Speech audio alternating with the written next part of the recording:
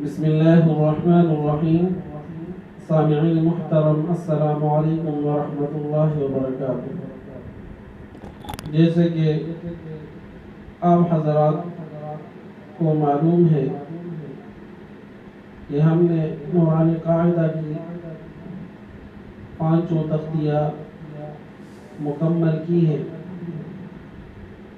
تو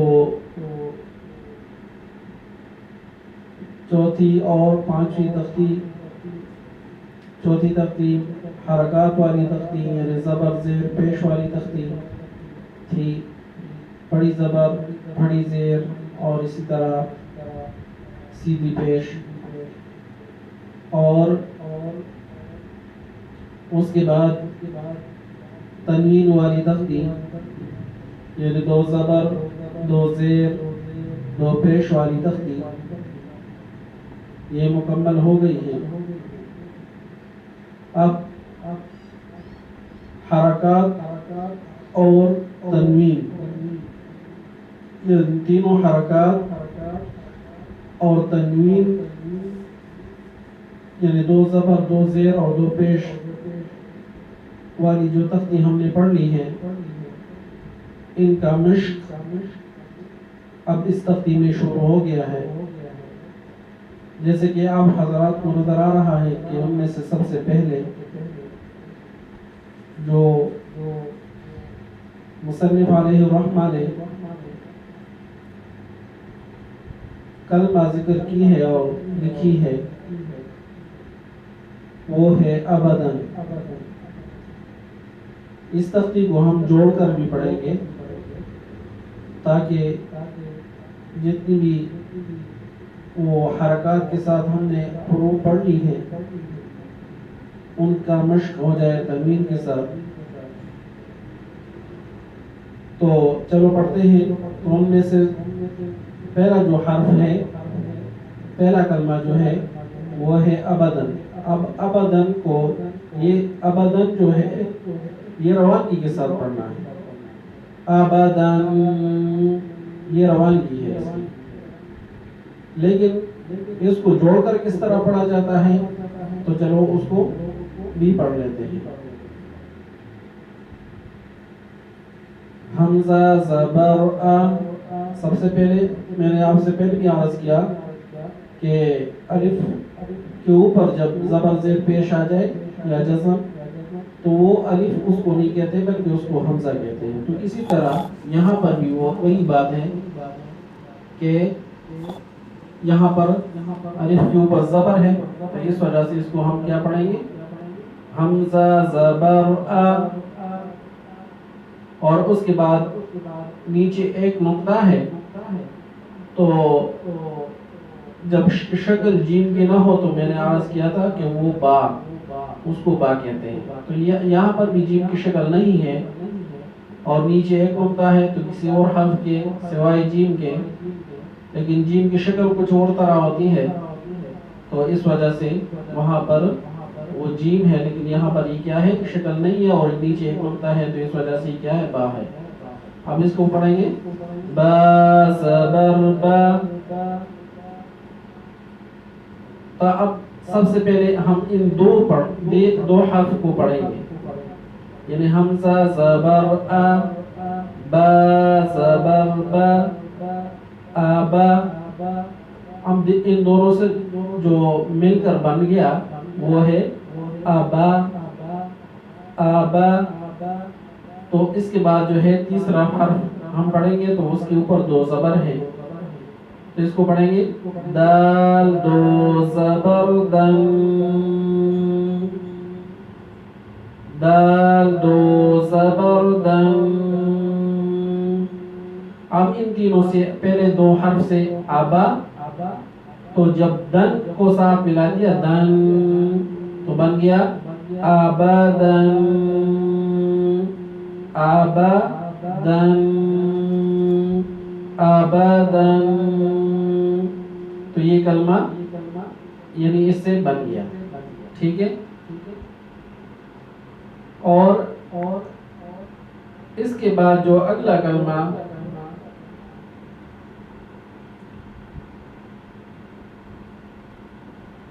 تو اگلا کلمہ ہے جیسے کہ آپ کو حضرات کو نظر آ رہا ہے احدن، یعنی پہلے ابدن دو زبر کے ساتھ جو کلمہ تھا، حمزہ یعنی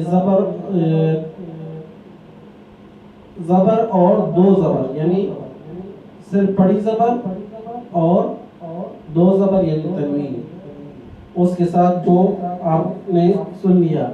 اب اس کے بعد جو ہے دو پیش کے ساتھ یہ کلمہ ہے. تو دو بڑی زبر ہے یعنی حمزہ کے اوپر بھی، ہا کے اوپر بھی، اور تیسرے نمبر پر دال ہے، تو اس کے اوپر دو پیش ہے. اب اس کو کس طرح پڑھیں گے؟ حمزہ زبر ا، حا زبر ح، آحا. اب ان دونوں سے کیا بنا؟ آحا. اس کے بعد تیسرا حرف جو ہے وہ ہے دال، اور اس کے اوپر دو پیش ہیں، دال دو پیش دن، احد احد. تو اس سے کیا بنا؟ احدن. لیکن یہ آخر میں جو آواز آپ کو آ رہی ہے یہ کیا ہے؟ یہ غنی کی آواز ہے. تو یہ دو حرف یہ مکمل ہوئے، اور اس سے اگلا حرف جو ہے وہ جیسے کہ آپ حضرات کو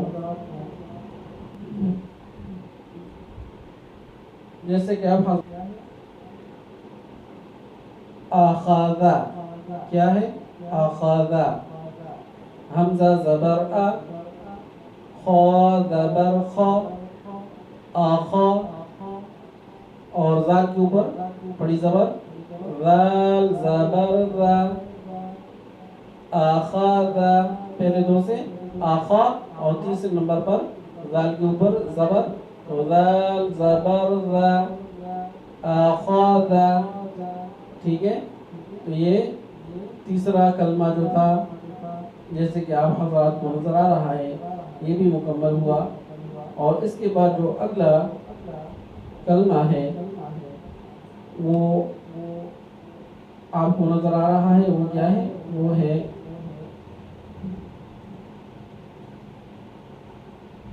آذینہ. اب پہلے تو جو تین کلمے تھے وہ زبر والے، یعنی اس میں پہلے جو دو حرف تھے تو وہ ان ساروں پر جو ہے صرف بڑی زبر آپ نے دیکھ لی. اب اس کلمے میں آپ کو جو بڑی زبر بڑی زیر والی جو مشق ہے یعنی مثال ہے وہ آپ کو نظر آ رہا ہے کہ دال کے نیچے دوسرے نمبر پر دال کے نیچے زیر ہے. اب اس کلمے کو کس طرح پڑھیں گے؟ اس کو پڑھیں گے حمزہ زبر ا، ذال زیر ذی، اذی، نون زبر نا، اذینا. بعض لوگ پڑھتے ہیں نون زبر نا، اذینا، لیکن یہ غلط ہے. نا کے ساتھ یا تو کھڑی زبر پیدا ہو جائے گی اور یا اس کے الف پیدا ہو جائے گا، تو یہ غلط ہے. تو اس کو کس طرح پڑھیں گے؟ حمزہ زبر ا، ذال زیر ذی، اذی، نون زبر نا، اذینا، اذینا. تو یہ چوتھا کلمہ آپ نے دیکھ لیا. اس کے بعد جو اگلا کلمہ ہے جیسے کہ آپ حضرات کو نظر بھی آ رہا ہے وہ ہے امارا. کیا ہے؟ امارا. اب اس کو کس طرح پڑھیں گے؟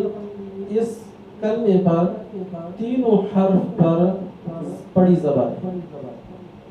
حمزہ زبر ا، میم زبر ما، آما، آما نہیں پڑھیں گے بلکہ آما. اور آخر میں کیا ہے؟ را ہے، را کے اوپر زبر ہے، را زبر را،